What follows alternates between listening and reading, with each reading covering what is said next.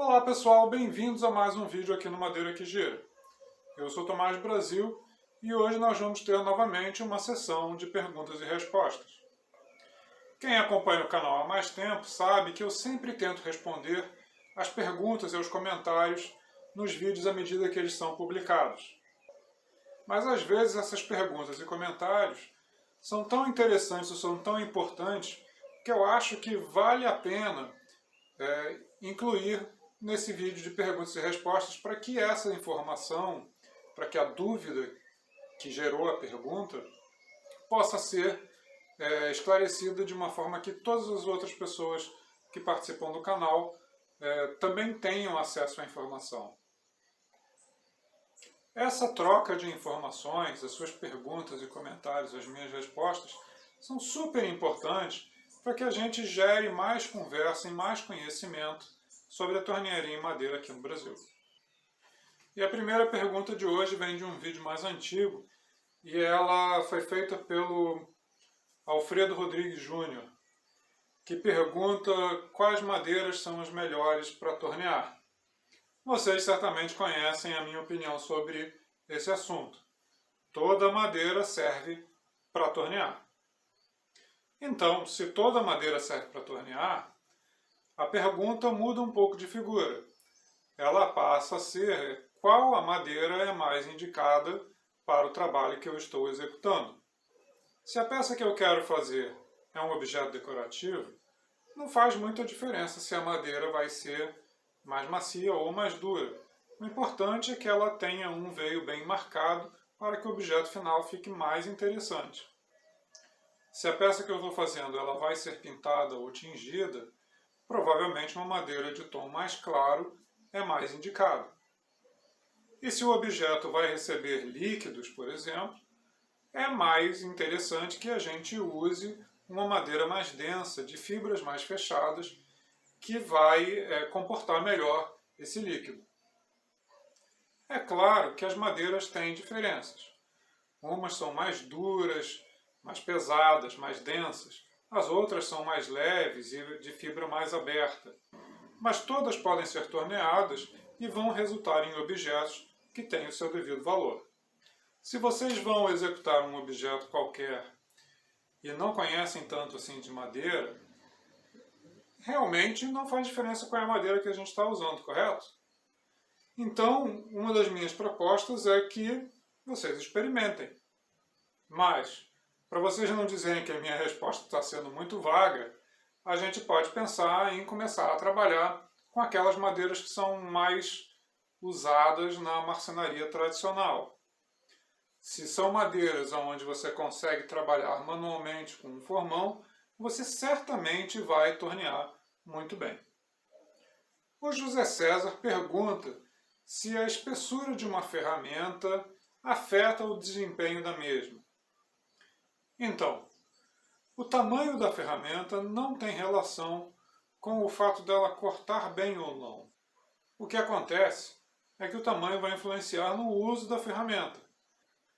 Ferramentas maiores geralmente vão ser usadas no começo do trabalho, seja para desbaste ou para acelerar a retirada de material do objeto.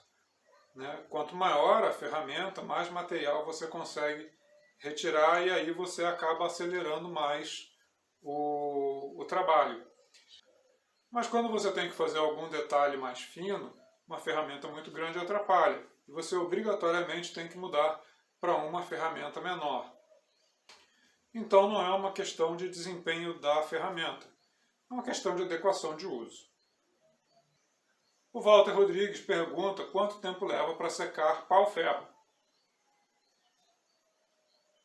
A resposta é: eu não tenho a menor ideia. Mas a literatura diz que madeiras em geral podem levar até um ano para secar de 2,5 a 3 centímetros de espessura. Só que isso depende de uma série de fatores. Depende do tipo da madeira, depende do local onde você está.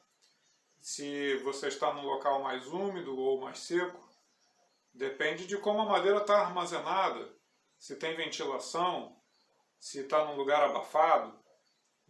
Então, todos esses fatores influenciam na velocidade de secagem da madeira. A minha sugestão é sempre você desdobrar essa madeira em tamanhos menores, já tamanhos aproximados ao que você vai poder produzir no seu torno. Isso vai fazer com que você tenha mais área da madeira exposta e, consequentemente, aumente a velocidade de secagem da madeira. Se possível, coloque a madeira protegida de água e de sol e num ambiente bem arejado. Isso vai acelerar bastante o processo. Aí é só acompanhar a madeira, ver como é que está evoluindo essa secagem até ela chegar no ponto de trabalho.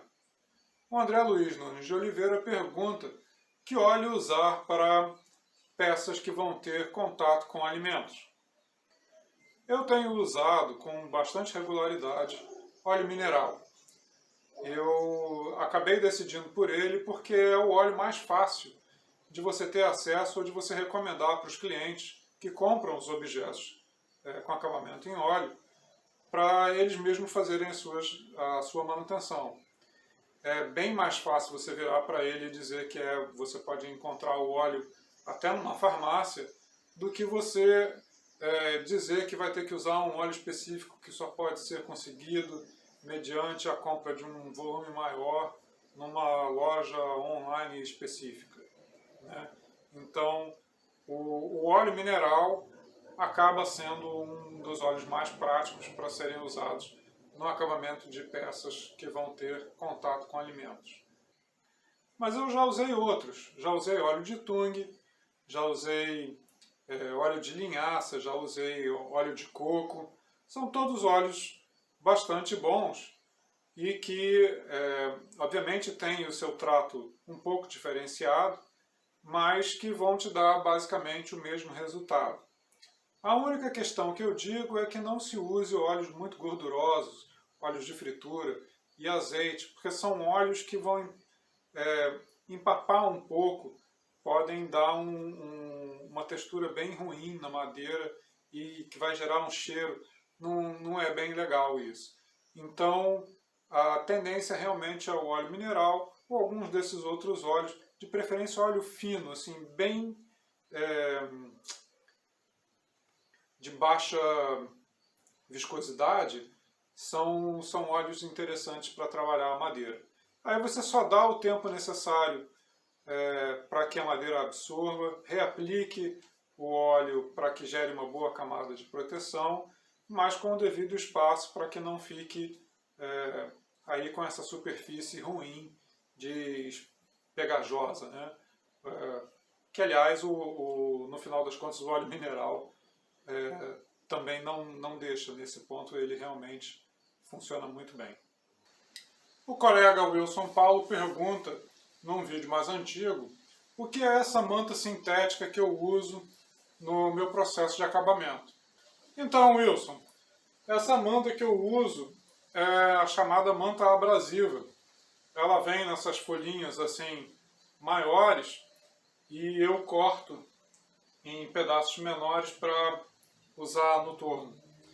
Ela tem vários fabricantes que produzem, mas elas têm assim gramaturas diferentes, né? Grão grosso, médio, fino, e realmente funcionam muito bem para dar aquele brilho na madeira, na superfície, antes de entrar com o processo final de acabamento. Quem quiser ver como é que eu faço meu processo de acabamento, é só assistir a série de vídeos sobre acabamento que está disponível aqui no canal. E para finalizar hoje, uma pergunta do Edson da Silva. Ele diz que pegou um galho para tornear e que depois a peça rachou. E ele pergunta como evitar isso. Esse é um assunto bastante grande de ser abordado e que envolve algumas coisas. Envolve desde a secagem da madeira até o trabalho de tornearia especificamente. Então eu vou dividir um pouco a resposta. E eu vou começar falando sobre a madeira especificamente, a madeira de galho. Os galhos têm uma tendência a rachar. E isso é porque, quando eles estão na árvore, a madeira cresce, ali o galho cresce, de modo a suportar tensões diferentes, suportar movimento, né, tanto vertical quanto lateral, né, e aí eles acabam se deformando, eles até se torcem, mudam de direção para que a madeira suporte todo esse trabalho de ficar se mexendo. Então, quando a gente corta uma madeira de galho e ali dentro a fibra mudou de direção, a partir do momento que você corta essa fibra, ela tende a liberar esse movimento. É quase como se fosse uma molazinha que você cortou um pedaço e aí ela vai se esticar, né? Se você cortou vários pedaços daquela fibra que está mudando de direção, ela vai tentar se alinhar de novo. E aí isso vai gerar movimento no objeto e o objeto provavelmente vai rachar. A outra questão que a gente tem que abordar é que se a gente está trabalhando com uma madeira mais verde, essa madeira vai secar ainda.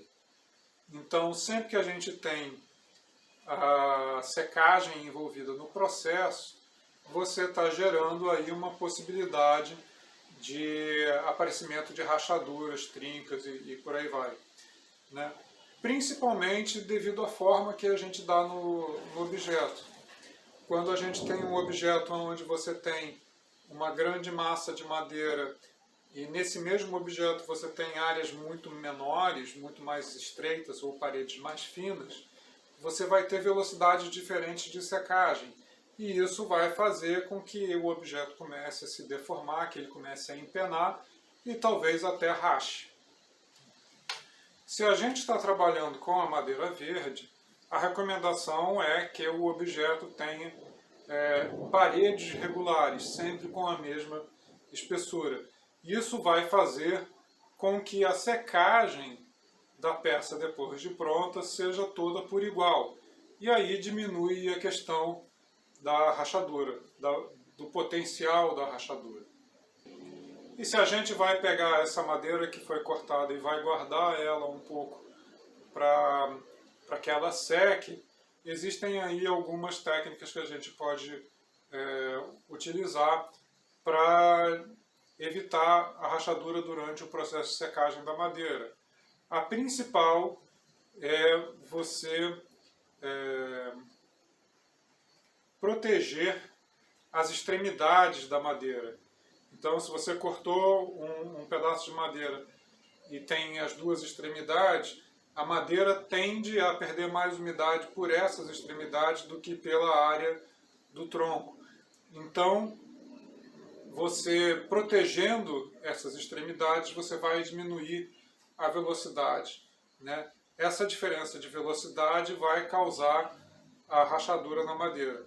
Quando você protege as extremidades, você iguala ou tende a igualar essa velocidade e aí você diminui a propensão a rachaduras. Essa proteção você pode fazer aplicando cola branca, tinta velha, seladora, né, cera, qualquer coisa que sirva de barreira para você diminuir essa velocidade de transpiração na madeira, já vale a pena.